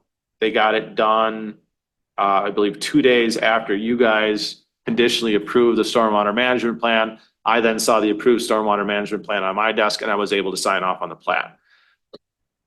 My recommendation is you would potentially do something similar to this if you were looking at granting approvals to this. I don't see any reason for Mr. Hill to have to come back in, next month because he may be getting a stormwater management plan approved by the DNR next week. You're just basically saying, Jay, don't sign off on this plat until you see the stormwater management plan. I don't end up reviewing stormwater management plans. That is reviewed by the state. That's the information I have from that. There was action by the town board. Again, this is in the town of Hayward. Motion was approved. Benjamin Kurzweil, town chair, Gary Inhofe, supervisor, Andrea Whitworth, supervisor, Brenda Detlock, supervisor, Carrie Williams, supervisor. Additional comments pending DNR stormwater management approval. Signed, Brent Hand, town clerk. With this request, there was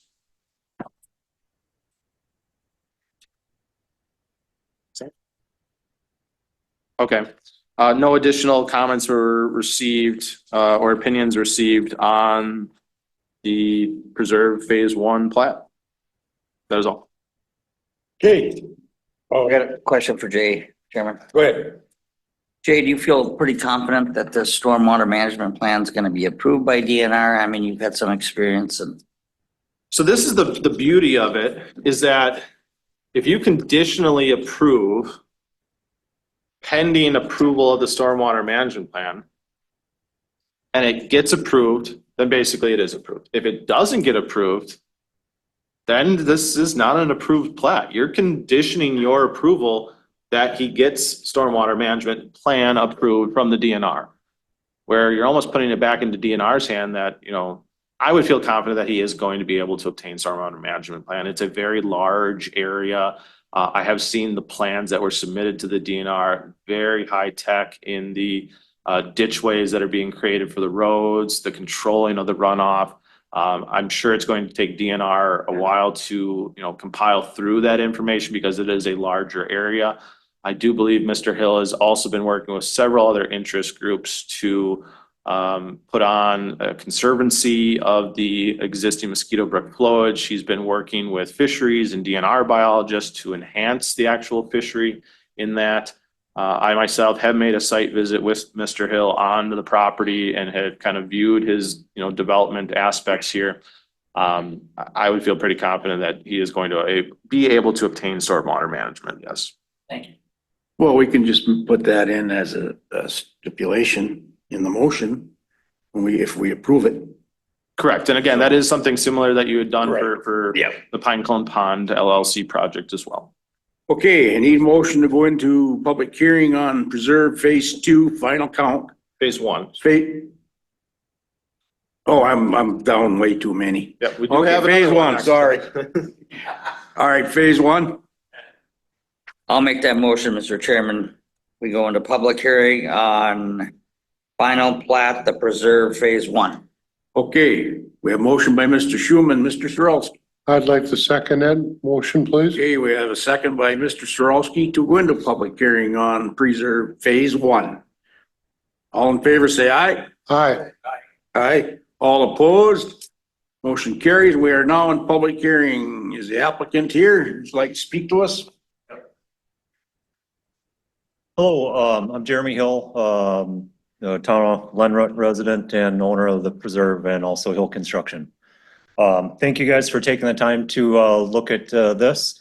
We've got a large subdivision going in. It's going to end up being a total of 100 lots, 5 acres each.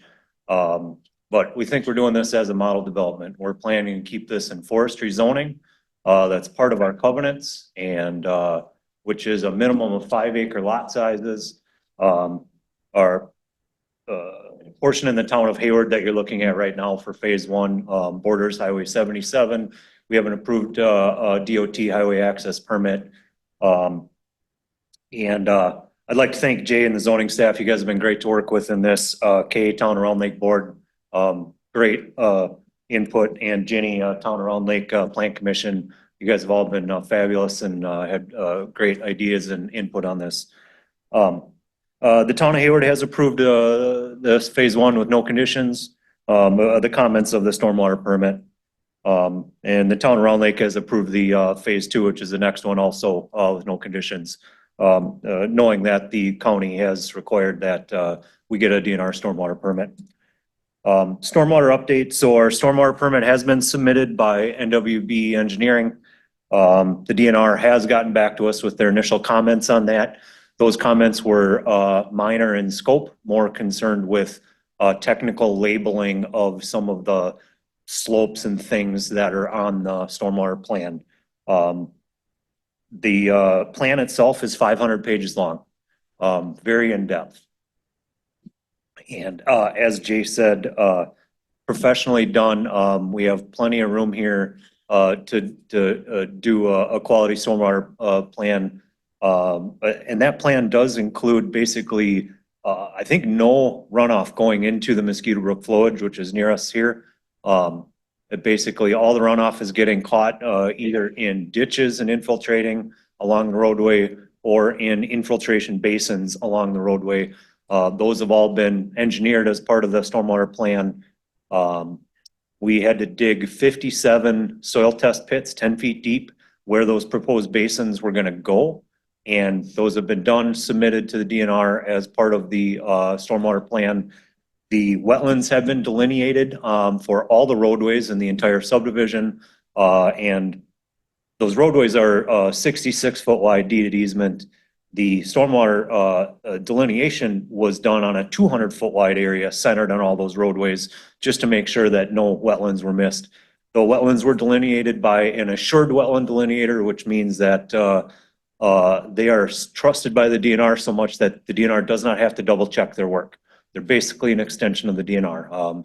His name is Tim King with Ecosystems LLC. So, and that did find one wetland on our phase 3, which is in a future final plat that you guys will see next summer, that there was a road that, there was a wetland that did not show up on a wetland map that he did find in there, and he pointed out to us, and we rerouted the road on our plat for the future phase of 3. Anyway, so it did do its job, that, you know, it did identify what wetlands were in the way, and we're 99% clear, and that one was moving around. So we do expect to have DNR approval on that stormwater plan within a couple of weeks. The survey staking has all been done for the phase 1 and 2 that we'll hear after this. Our roads, as discussed, our roads are going to start out as private roads. The town of Hayward had requested that, so that initially they had suggested that we do public roads. So we drew our plat with a 66-foot wide easement for all the roads, or a 66-foot wide, you know, actual parcel. Then the town of Hayward, when we approached them, said they would rather not be plowing this development until there's enough homes in there to justify the tax base for doing so. And they requested that we instead do private roads. So we decided to keep the 66-foot easement as drawn. We're going to keep that as private. The HOA will end up paying the taxes on that parcel for now. And if we decide to petition the town, we may decide to petition the town to make this a public road at some point. We may decide to keep it private. But as a condition that we talked about with the preliminary approval, we're planning to build the roads to public spec, to town road specs. So school buses, fire trucks will have easy access. I think at this point, we'll probably try to keep them private unless the HOA decides otherwise. We're not planning to have any other connections north out of our property to, say, Pitt Road or anything. We'd rather not have like ATV and snowmobile traffic through our subdivision. We'd rather keep this as a quiet recreational neighborhood. We're going to have ski trails in our development. There's a beautiful, about 20-foot wide trail that goes around the Mosquito Brook flowage. That's part of this parcel that connects to the Berkey Trail on the north side. So this will be similar to, say, some of the other recreational neighborhoods that have been done here, ski trails, hiking, biking trails in them for the residents to use. It's going to stay 5-acre lots, going to stay in zoning forestry. We made that decision primarily because of, one, for user comfort, having some more acreage is nice, but also for the health of the Mosquito Brook flowage. 5-acre zoning, forestry zoning is, I had talked to, I canoed the flowage with both Max Wolter, the DNR fisheries biologist, as well as Frank Pratt, the retired fisheries biologist, and talked to them about this, the waterway and what we're doing around it. They both agreed that any use that keeps the surrounding land in zone forestry is what's best for that flowage. And so that's what we did. That also means that any lots that border the flowage will have a 300-foot wide frontage, which is a minimum frontage amount in forestry when you abut a wetland or waterway. So we feel that with the covenants we presented, we're also doing additional covenants more stringent than county zoning in terms of where we abut the flowage. Our covenants are calling for a 75-foot building setback from the trail, the landward side of the trail around the flowage, which that trail is 20 feet wide and is average of 25 feet away from the flowage.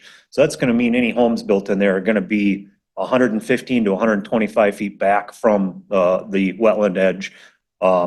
We are calling for a 50-foot wide vegetated corridor to stay between our trail and any home development. And we're allowing a 20-foot viewing corridor per 300-foot lot to view the flowage, which is much more stringent than county standards. Our goal is to make this so it doesn't feel like you're hiking and skiing through a city. We want this to feel like it's forest, that it's in the woods. It's a really wild aspect out there. I've got some trail cameras out there. We have wolves that come through every couple weeks, which I think is really neat. Then that testifies to the wild nature of that property. We have, deer, bear, resident bobcats. It's a phenomenal piece of property. And we feel that this is going to be a model development for both preservation of the environment there, as well as making a place for people to live. We have put in the initial application with the Landmark Conservancy to put the land of the flowage itself into a land conservancy. They're very busy and said that they will address that with us in a month or two. But our intent is to fully do that. And that was also part of our discussions with the town of Round Lake, that they would recommended that we do that, and we certainly will be following through with that. We're just waiting on them to get back to us at this point. I did bring some additional maps with, if you guys would like to see them. There's a color map kind of showing what the development is going to look like. You mind if I bring this? Yeah, come on up, sir. This is the map that shows what this is going to look like, kind of like people speak.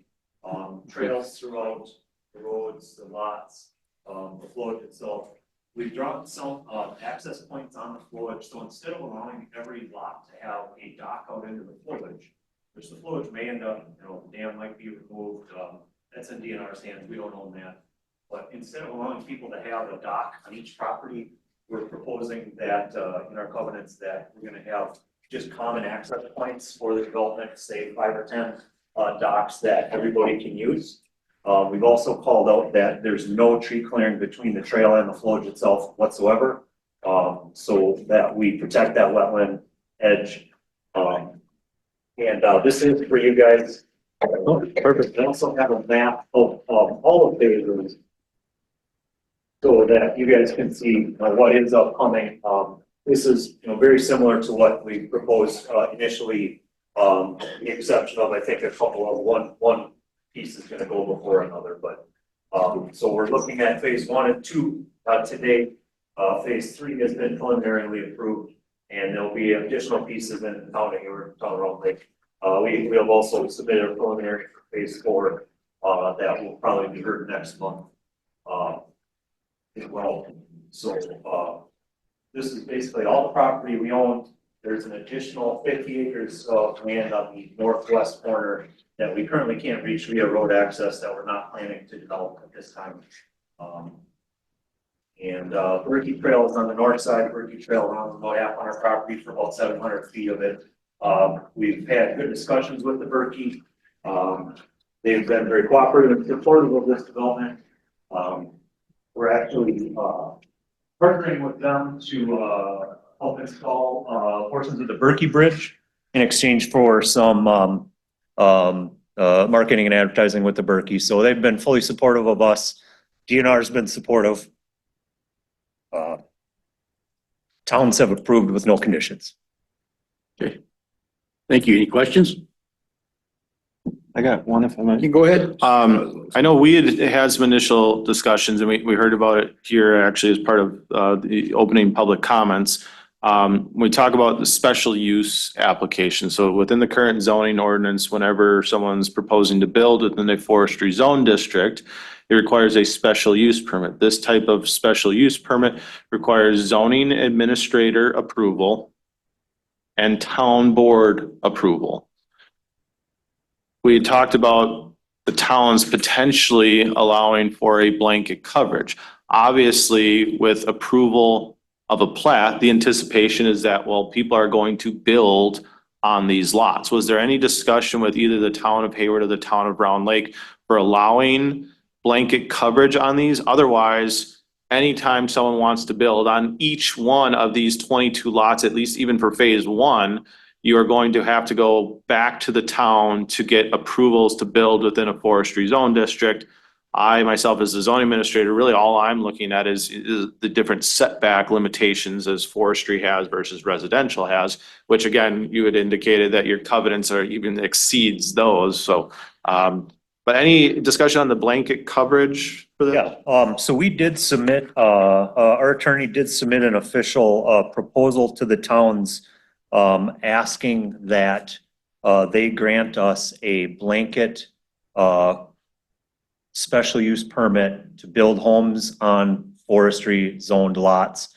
Town of Hayward initially did not want to hear it, and now since has said they will likely hear it at their next month's meeting. Town of Round Lake did approve that request last night. Basically, that request called for 4 conditions to be met from our side, that we would retain the lots would retain forestry zoning, 1 dwelling per lot, and no subdividing further other than 5-acre buildable lots in forestry, and that the towns could revoke that at any time for any reason. So we had a good discussion at the town of Round Lake last night, and they did vote to approve that special blanket special use permit, which would basically mean that when anybody that we would sell a lot to or us build, if we turn in a land use permit to the county for a dwelling on one of those lots, that would then get sent to the town for approval, and the town clerk would basically stamp it as approved, send it back to the county. As discussed with the town could take as much time as they want to look at those requests. They could, if they were unhappy, they could reject and eliminate this blanket coverage at any time for any reason. But like Jay said, really at this point, it's 100 lots that are zoned forestry. These are pretty much a shoe-in. The special use permits are essentially a rubber stamp these days. We've seen the town of Hayward or some towns ask for conditions similar to the 3 that have laid out. And we also put in our request to the towns that if there's any other requests that they would like us to see included, so that people have to follow to get this blanket coverage, we'd be happy to entertain them. Town of Round Lake approved with no other conditions, and town of Hayward should hear that blanket special use permit proposal next month. Okay. Thank you. Mr. Carrion? Any idea how long it will take to fully develop the 22 lots? Yeah, we're planning to just start with our first road, and we do have Todd Gould, our surveyor, is online, just in case anybody has any questions there. We're planning to start with just our first road off Highway 77 that goes up to the north end of the property. And we're hoping to start that as soon as we get our stormwater permit in a couple weeks. But that won't even include all the rest of the 22 lots in this phase one. It's just going to be the center corridor that will go up into phase two that you'll be hearing next. This is going to be a 5 or 10 year project for us. We're not going to be going and slamming 100 homes in here right away. We have 2 lots that are conditionally sold pending final plat approval, and they're not planning to build right away. We even have the one permit that we got before a subdivision application for 1 home that we're probably not even going to start right away. So this is going to be a real slow uptake. It's going to be a 5 to 10 year project. What about affordability of these properties for folks? Yeah, our lots, we have a website called The Preserve Hayward, and about half of our lots that don't border any water or county forest are going to be starting at about 65,000, which is similar to what 2-acre lots are selling for in some of the other ski developments. So for 5-acre parcels with the amenities that we feel go along with this as well. And there are also 2 parks we've laid out on the color map shows them better, but there's 1 park in the town of Hayward portion near the entrance. We've set aside 1 5-acre lot for a park, might be a playground or something for the development to build. We're not sure. It depends. We'll talk to the residents and see what people want to do eventually. There's also what we call Picnic Point, which is a parcel that's borders the flowage. And if any of you guys are familiar with that, there was an illegal cabin built there years ago. And it's a beautiful spot that we're hoping to get a permit to make a pavilion for the development. So, yeah, we feel starting at 65,000 is probably pretty competitive for this. Is that's, if anything, better than some of the other lots that are out there. Thanks. Okay, 3 more questions? Thank you. Oh.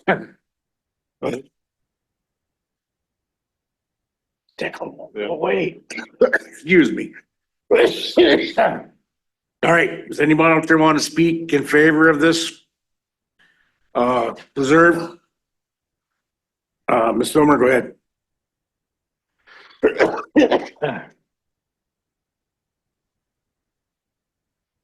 Linda Zilmer, Edgewater property owner, Village of Birchwood resident. I have 2 concerns with listening to the proposal as it came forward. The reason I made comment about special use permits was prior to the previous zoning administrator, to Jay, all special use permits came before the zoning committee.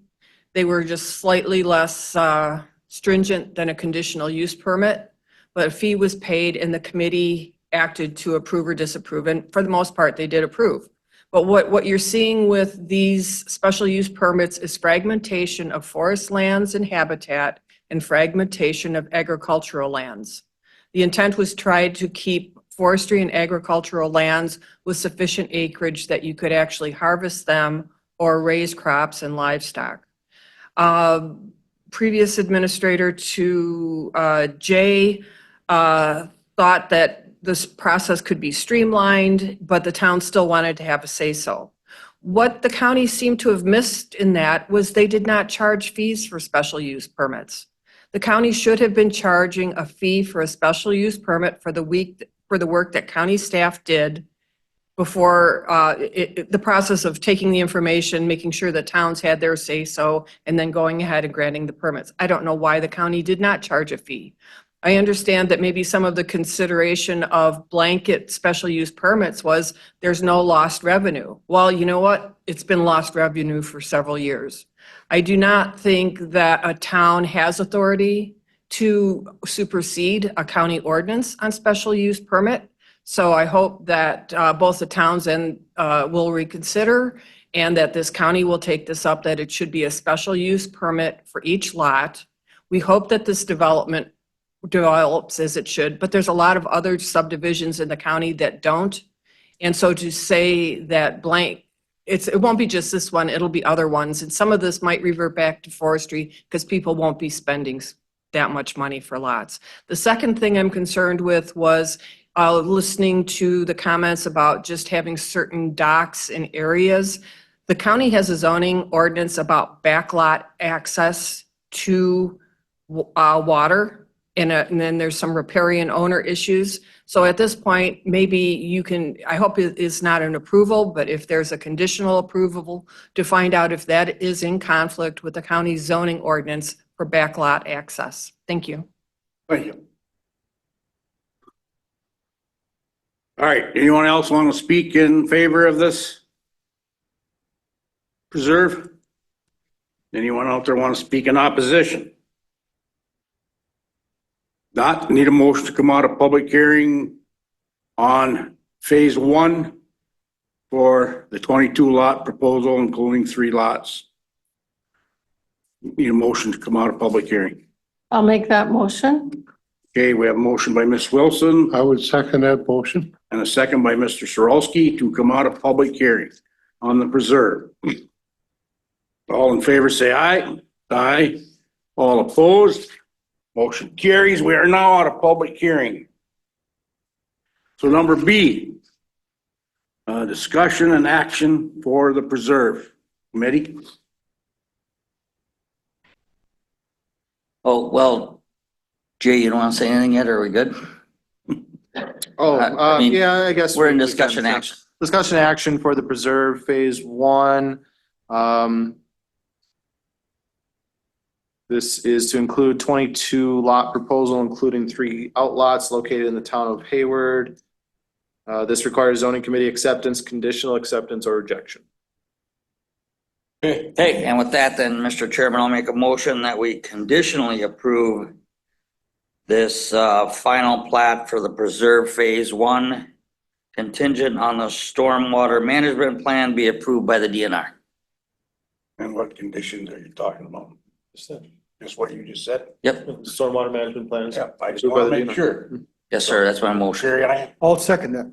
Okay, we have a motion by Mr. Schulman and a second by Mr. Kiriainen to approve the preserve phase 1. Any more discussion? Roll call, Kathy. Ron Buckholz. Yes. Kay Wilson. Yes. John Sorolski. Yes. Tweet Schuman. Yes. Steve Kirianen. Yes. Thank you. All in favor. All right. Moving on, this is public hearing for the preserve phase 2 for a final county subdivision plat. This is for 30 lot proposal, including 12 outlots. Owner of the preserve at MBF LLC, care of Jeremy Hill. This is located in the town of Round Lake. This requires zoning committee acceptance, conditional acceptance, or rejection. This again is similar in the aspects of phase 1, just to the north of, I guess it would be northwest of where phase 1 was located. Same type of staff report for this, where this phase 2 was conditionally approved, pending approval of the stormwater management plan. So again, Sawyer County Zoning Committee would have the approval, or would have the choices, I guess, of conditionally approving the final plat, pending the stormwater management plan approval. You could reject the plat, or you could table it and grant an extension if you wanted to see the stormwater management plan approved before you give your final approvals. Not sure what else to necessarily say that I haven't already stated for phase 1. I would make all of my comments that I'm stating here now as part of the record contingent with the phase 1 process that I had spoken to. The town of Round Lake did approve the phase 2, Ralph Hansen chairman, Kay Wilson supervisor, Marvin Scott supervisor, Dan Palmer supervisor, James Strandland supervisor.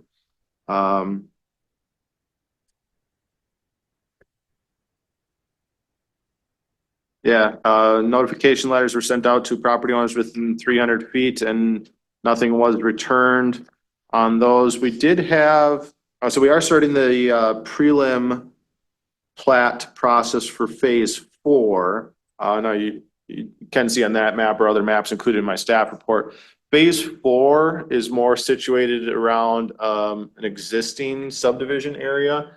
And I think we did have some comments of concerns for phase 4, but not right now, but nothing for phase 1 or phase 2. Okay. All right. Need a motion to go into public hearing on Preserve Phase 2. Okay, I'll make that motion, Mr. Chairman. We go into public hearing on final plat, the Preserve Phase 2. Okay, we have a motion by Mr. Schuman. Do I have a second? And a second by Ms. Wilson to go into public hearing on the Preserve Phase 2 final plat. All right, all in favor, say aye. Aye. All opposed? Motion carries. We are now in public hearing. Mr. Hill, you want to speak again, or? Yeah, just real briefly. With Ms. Zomer's comments about docks, this Mosquito Brook flowage is not a public waterway per se. We actually own the lake bed of most of it, which I'm not sure why it was set up that way initially, but this property was 940 acres and included about 250 acres of that bed. I'm not sure what the dock ordinance would be on that, but we feel that allowing, say, 5 or 10 access points versus 22 docks that could be 100 feet or 200 feet long is the best way to approach this. And we put on our green kind of amenities map there that is going to be contingent upon any other regulatory approvals and, maybe DNR approval, county approval, really isn't part of this subdivision application process. We feel it's in the best interest of everything, but again, that's not really part of this approval. Okay, thank you. Anyone have any questions? All right, anyone out there want to speak in favor? You want to speak in favor or opposed? Either one, come on up. Linda Zilmer, Edgewater property owner, Village of Birchwood resident. Again, I'm speaking for informational purposes and asking that this committee make sure that the county follows its zoning ordinances. Again, this is not a dock issue, which I believe is a DNR issue. And if legal counsel's still on, maybe she can clarify, just because you own the land underneath a body of water, I don't know if that makes a difference or not, because I understood all waters of the state belong to the people of the state. But I do believe that there is a county zoning ordinance regarding backlot access. So again, I know everybody wants to do the right thing for the environment, but I think you also need to make sure, and I would, if you are conditionally approving this, that you make that also a condition that it complies with the county zoning ordinance for backlot access. Thank you. Okay. Anyone else out there want to speak in favor or in opposition? Kylie Owens is online. Rebecca had to get to a different meeting. She want to talk? Yeah, I would say I don't see an issue with the zoning ordinances on its face. It's certainly something that legal counsel could look into if the committee would like us to. And you can move forward with either, tabling it or conditionally approving it. Right. I mean, the plat itself is for the lot creations. The access aspects would be held as a separate, zoning process. So I don't think any of your decision here today has any bearing on that matter. And I agree. Okay. Okay, nothing else? Need a motion to come out of public hearing on the Preserve Phase 2. Mr. I'd Sorolski. like to make the motion to come out of that hearing. Do I have a second? Second. We have a second by Mr. Schuman to come out of public hearing on the Preserve Phase 2. All in favor, say aye. Aye. All opposed? Motion carries. We are now out of public hearing. This is the discussion action for the Preserve Phase 2. This is for a final county subdivision plat, which consists of 30 lot proposal, including 12 outlots. Again, the committee has the ability to conditionally approve the plat, reject the plat, or table the decision with granting an extension that the owner provide the committee the stormwater management plan, similar to how Phase 1 was held. I'd like to make a motion to approve phase 2 of the preserve, conditionally approve based on the stormwater management plan. I'd also like to add that we want to have the proposed protective covenants listed as part of the approval. And also that Jeremy or the preserve continue their discussion for the conservancy of the mosquito-borne fluid. Okay, we have a motion. Do we have a second, Mr. Schuman? Second by Mr. Schuman to approve the preserve phase 2 conditionally. So the conditions. Any more discussion? Not? Roll call, Kathy, please. Ron Buckholz. Yes. John Saralski. Yes. Kay Wilson. Yeah. Tweed Schuman. Yes. Steve Carrianen. Yes. All in favor? Thank you. All right, thank you. Number 7, new business. Any new business that may be come before the committee for discussion? We have none. I want to thank the committee and the audience. We are adjourned. I'd Did just you have like something to, say? I'd just like to thank Jeremy for the work you're doing. As complete as it is, not leaving anything open. Okay. All right, we are adjourned.